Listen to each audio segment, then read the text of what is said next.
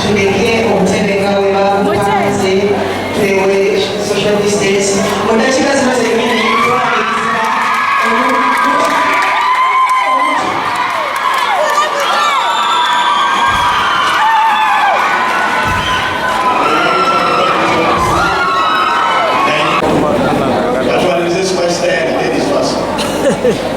tewali serebu tewali muyimbi fena tuli bantu bawamusiwe kiri eraga nebaza mukama olwakaseera kano yadde kanaku naye ekirungi ekikalimu kikatugase fena tuli wamu era nga tuze wano si kukaaba si kulaga naku naye tujaguza bulamu bwa pasita waffe omugenzi naye nze sigenda muyita mugenzi kubanga nti manya ntukoledde ebirungi bingi ate bigenda sigala bikimanyi ebibanga byonna yali yatugudde ku maaso naye nze nzikiriza nti ali mukyoyo gyaffe ali mitima gyaffe era katonda waffe omulungi amututte mu kifo ate ekisinga okuba nga kiri seefu n'olwensonga eyo mukama amuwumuza emirembe amuwumuza ekisa era amulamuza ekisa byonna ebimusobyeko mu nsi ey'abalamu kimanyi kyagenda musonyiwa njagala okwebaza buli muntu yenna azze wano eno sifunanga omukisa kujja wano gwe mulungi ogusoose era nga mukama mwebaza nti nzize wano okungubaga wamu nammwe mwenna era nze mbadde faani wa pasita nyo byabadde akola abadde tasaba busabi naye ng'atatusanyusizaamu tewali kisinga ekyo kitegeeza abadde mukwano gwaffe abadde musanyusa abadde pasita waffe asabidde abantu bangi akyusiza obulamu bw'abantu bangi badde nasaba naye ku TV ku YouTube bintu bingi nnyo era nga sina kyesimanyi ku pasita waffe n'olwensonga eyo nasse n'obubaka obutono ennyo kyemmanyi obuyinza otuyambako teekateeka z'okuziika ne muganda wange olabite soboki abamu balowooza si muganda wange naye mwana wange muganda wange kuba twawulira mu geto yemunakulabye tulina obubaka bwaffe obutono bwe twazze nabo ndowooza katukuleke wano wennyini si bungi naye twekuttekutte akatono olw'embeera ya covid tetukola netusalawo tufune akatono kadde eri mukama wamu n'enteekateeka ezigenda mu maaso bebale nnyo okutwaniriza nyumba ya mukama bamu bagamba abayimbi balina ebizibu abayimbi bafujjo naye ze manyi ekintu kimu ffenna tulina omusaayi gwe gumu ffenna tuli kyetuli kubanga mukama katonda yasalawo era maaso ga mukama teri sereeru ffenna tuli bantu si bwe kiri n'olwensonga eyo mbadde nsaba tweyomekemu katono nnyo tusabire pasita waffe esaala at least ekyo gyali kyemanyi tuli naye wano mu mwoyo wadde taliwo omubiri gyombeke tusabe ayi mukama katonda waffe tukwebaza olunaku olwaleero tukwebaza mukama olw'obulamu bwa pasita waffe obugenza essaawa zino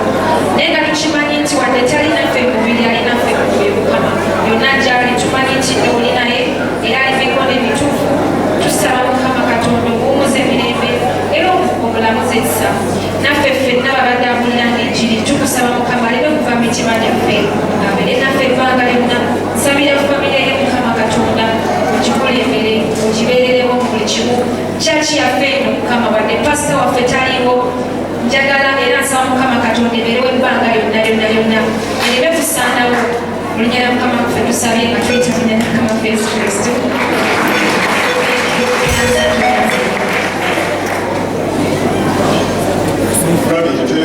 ati spice ogenda genda omusumba gyali mu office twalina ensigo yeyogerera ndowooza bakwerekereko amina alina ensigo ye eyokwebaza ennene eya spice dayana tugitwalirirwa ensigo ye entono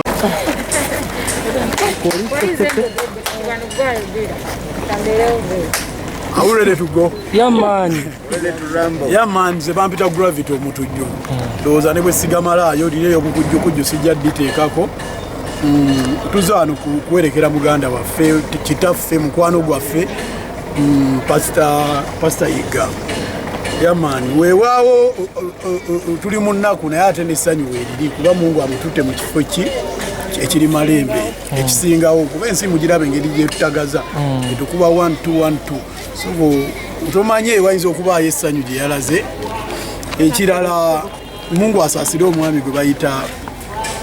Pastor Sani Senyongo. So Pastor Senyongo bino bigambo kuva gyendi ensi toyinza gikungula ate toyinza kuba mbuno gwategerera alloba Katonda gwalaba abakoze ensobi n'abakoze obulungi. So kulwange nkutwala ng'omusajja omusirusiru